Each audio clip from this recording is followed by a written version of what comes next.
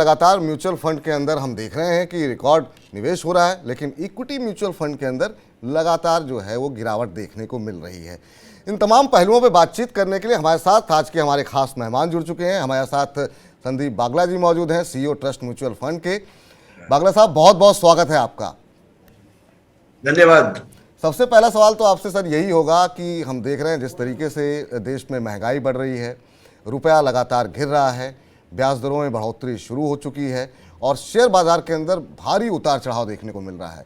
तो ऐसे समय में म्यूचुअल फंड में निवेश करना क्या सही रणनीति होगी या फिर अभी थोड़ा इंतजार करना चाहिए? देखिए, आपने जो कहा वो सही बात है कि आज हम लोग म्यूचुअल फंड वाले या जो निवेशक थे वो एक ग्रोथ की तरफ देख रहे थे, जो म्यूचुअल फंड से एक्सपेक्ट कर रहे थे कि कंपनियां ग्रो करेंगी और देश का भी एक ग्रोथ का आंकड़ा था। अब इंटरेस्ट रेट बढ़ जाएंगे इंडिया में और ग्लोब में, तो इसका जरूर परिणाम मिलेगा कि ग्रोथ थोड़ा लोअर हो जाए और इन्फ्लेशन थोड़ा कम हो जाए। तो हो सकता है कि मार्केट एक बार रीप्राइस करे और थोड़ा नीचे आए, तो थोड़ा 15 से 20% मार्केट ऑलरेडी गिर चुका है और करेक्शन ऐसा भी है कि हो भी सकता है कि और करेक्शन हो जाए। बट अगर किसी का 3 से 5 साल का निवेश का मन है और उसकी क्षमता है कि वो पैसे को रख सके और उसके पास सरप्लस है 5 साल का, तो ये अच्छा टाइम है एंटर करने का।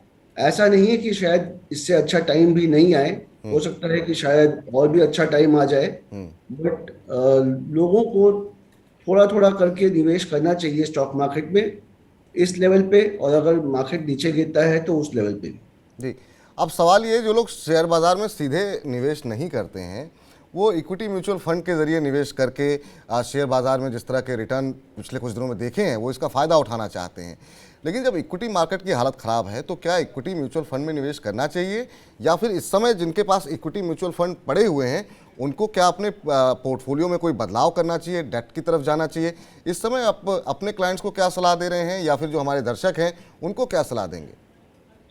तो मैं तो ये मानता हूँ विपुल जी कि आज हर निवेशक को अपना रिस्क समझना चाहिए और खुद डिसाइड करना चाहिए कि कितना पैसा इक्विटी में लगाना है और कितना पैसा डेट में रखना है।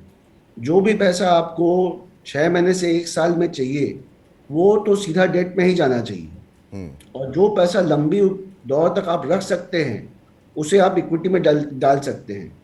लेकिन अगर एक हाउस होल्ड है और जिसकी काफ़ी ज़रूरतें हैं तो उसको मेरे ख्याल से 70-80% तो पैसा डेट में ही डाल के रखना चाहिए। ये एसेट एलोकेशन जब एक एसेट कैटेगरी अच्छा करती है तो वो चेंज हो जाता है, बिकॉज लोग रिटर्न्स के पीछे थोड़ा लालायित हो जाते हैं। तो मेरे ख्याल से आप अपना एसेट एलोकेशन बरकरार रखें और उसे आप चेंज नहीं करें, और किसी अच्छे एडवाइजर से आप समझ लें कि आपका एलोकेशन क्या होना चाहिए। जी, अगर एक आदर्श स्थिति की बात करें, एक सामान्य मिडिल क्लास की फैमिली की जो अपनी आवश्यकताएं होती हैं, जो बच्चे के लिहाज से या फिर फैमिली की भविष्य की ज़रूरतों के लिहाज से कार खरीदनी है, कोई बड़ा सामान लेना है, उस हिसाब से जो लोग निवेश करते हैं और उनके पास अगर 100 रुपये हैं, उस 100 रुपये में से कितना हिस्सा आपको लगता है कि इक्विटी में जाना चाहिए, फंड में जाना चाहिए, कितना हिस्सा डायरेक्ट मार्केट में लगना चाहिए? अगर आप ये थोड़ा सा ब्रीफ कर सकें हमारे दर्शकों को तो।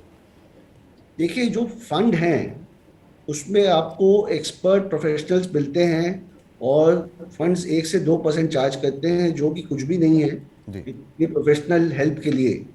तो डायरेक्ट इक्विटी से बेटर डेफिनेटली आप फंड में जाएं तो बेटर है, बिकॉज उनकी रिसर्च बेटर होती है, उनकी अंडरस्टैंडिंग काफ़ी डीप होती है और उन्हें मार्केट में काफ़ी उतार चढ़ाव दिखा हुआ होता है।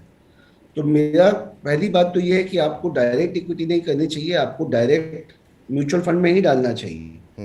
दूसरा, अगर एक साधारण मध्यम वर्ग का परिवार है तो मेरे ख्याल से 60-70% तो उसको डेट में रखना चाहिए, चाहे आप डेट म्यूचुअल फंड में रखें जिसमें आपको टैक्स में आपको वो मिल सकता है, रियायत मिल सकती है, और या फिर आप चाहें तो बैंक एफडी में रखें।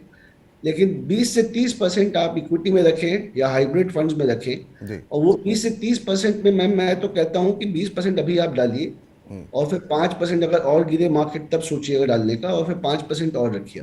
जी, चलिए अब अगले सेगमेंट की तरफ बढ़े उससे पहले एक छोटा सा सवाल लास्ट आपसे जानना चाहेंगे, फिर हम दूसरे सेगमेंट में आपसे सवाल करेंगे।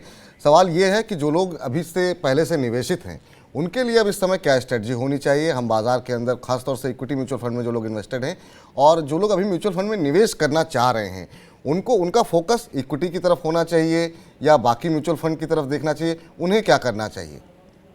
देखिए, आपको ये निर्णय करना पड़ेगा कि आपने जो पैसा लगाया है मार्केट में, वो आपको 1 साल में अगर चाहिए जी।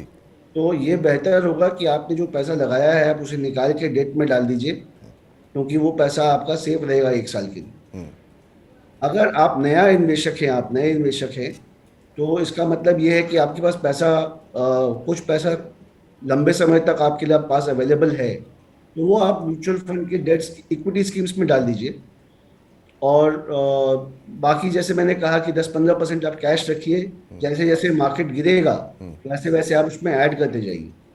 ठीक। तो अगर आपकी 1 साल की तक आपको पैसा चाहिए तो आप तुरंत निकाल सकते हैं। तो आप लोगों के लिए सलाह ये है कि अगर 1 साल का नज़रिया है और आप इक्विटी म्यूचुअल फंड में इन्वेस्टेड हैं तो आप अपने पैसे को निकाल करके डेट मार्केट में लगाइएगा, क्योंकि आने वाले समय में अभी भी वॉलेटिलिटी देखने को मिल सकती है, जो स्थितियां दुनिया भर में और भारत के अंदर देखने को मिल रही है।